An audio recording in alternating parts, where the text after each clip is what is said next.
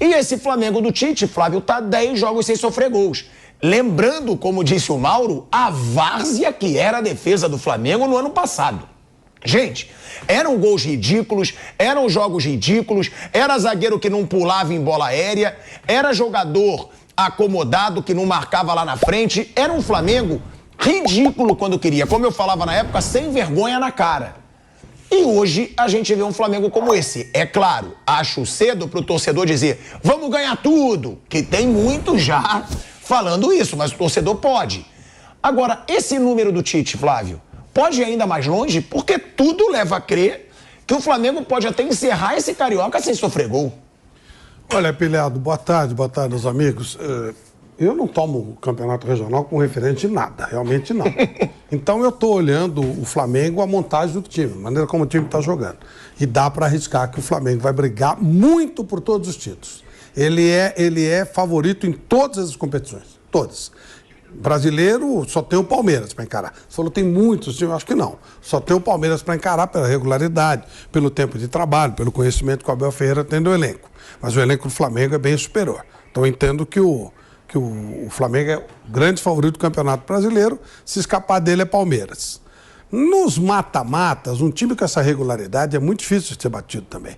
Eu não consigo imaginar o Flamengo jogando com outra equipe que não seja o Palmeiras e encontrando dificuldade em 2 jogos. Atlético Mineiro, vai se montar esse quarteto aí. Mas eu sempre falo do Atlético porque eu acho que é um quarteto que, se jogar bem junto, vai jogar muito. Sim, mas não vai ter o mesmo equilíbrio de meio campo e defesa. Porque vai ter esse quarteto lá na frente, que é um quarteto que se expõe um pouco mais.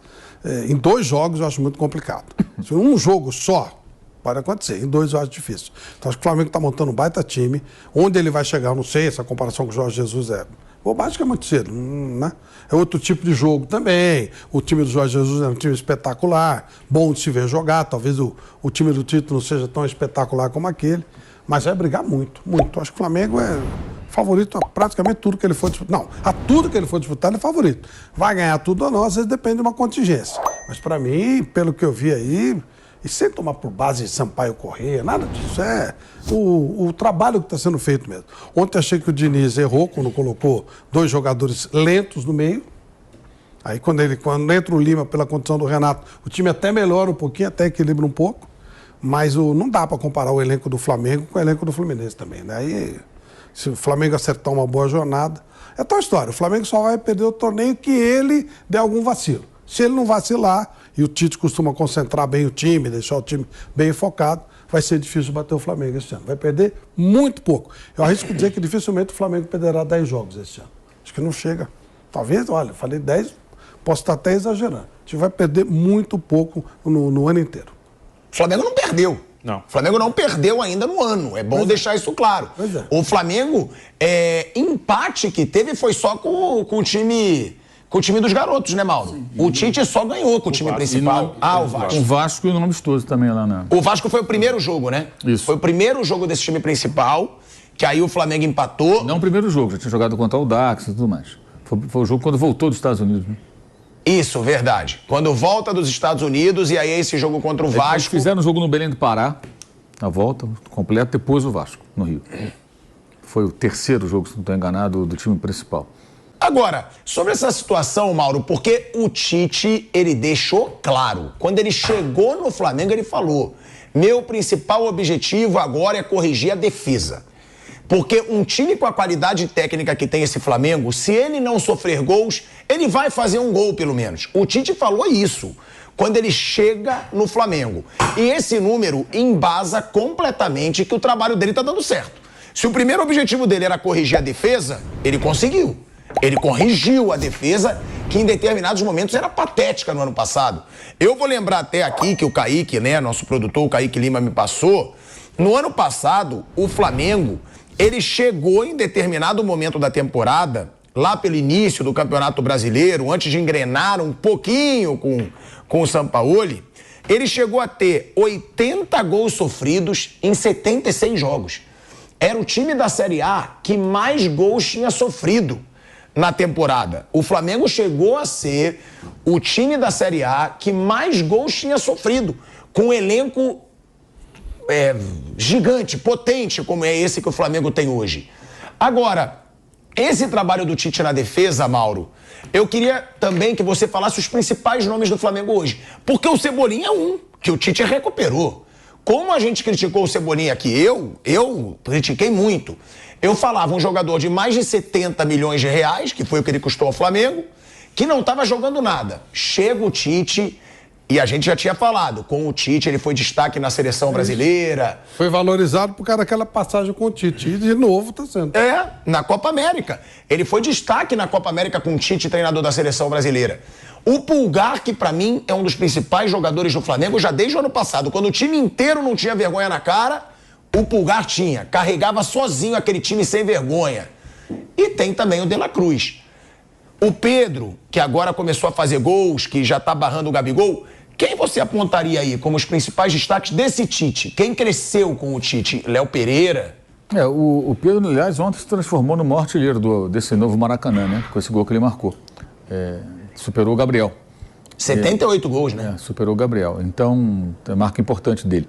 Eu acho que são vários jogadores, né? O Cebolinha, ano passado, ele vinha jogando bem até a chegada do Sampaoli. O Sampaoli encostou ele. Alguns jogadores que caíram muito com o Sampaoli. Cebolinha, que virou a última opção e jogava bem com o Vitor Pereira. Fez até gol no Fla-Flu do ano passado, né? Antes daquela vitória do Fluminense por 4-1. O Ayrton Lucas caiu muito também com o Sampaoli, que prendia muito o jogador ali na linha defensiva, ali, soltava o Wesley, ele ficava mais preso. Ele é um jogador que tem que ter oportunidade de chegar lá na frente. Melhorou, evidentemente, com o Tite. O Léo Pereira já vinha, acho que jogando bem, depois teve uma queda muito acentuada no ano passado, aí foi péssimo em alguns momentos. Voltou a jogar bem de novo, porque o Léo Pereira faz parte de uma linha defensiva organizada hoje, né? Então, naturalmente, cresce. O Varela começou a jogar melhor, por quê? Porque é uma defesa organizada. Então fica mais fácil o jogador, não fica tão exposto. É o contrário do que acontece no Fluminense, que é o time, estava vendo aqui um número na coletiva que o colega da Trivela, o Caio Blois, trouxe, ele fez até pergunta ao Diniz. O Fluminense teve no ano passado 23 expulsões, o time com mais cartões vermelhos, segundo colocado, o time da Série A, teve 18.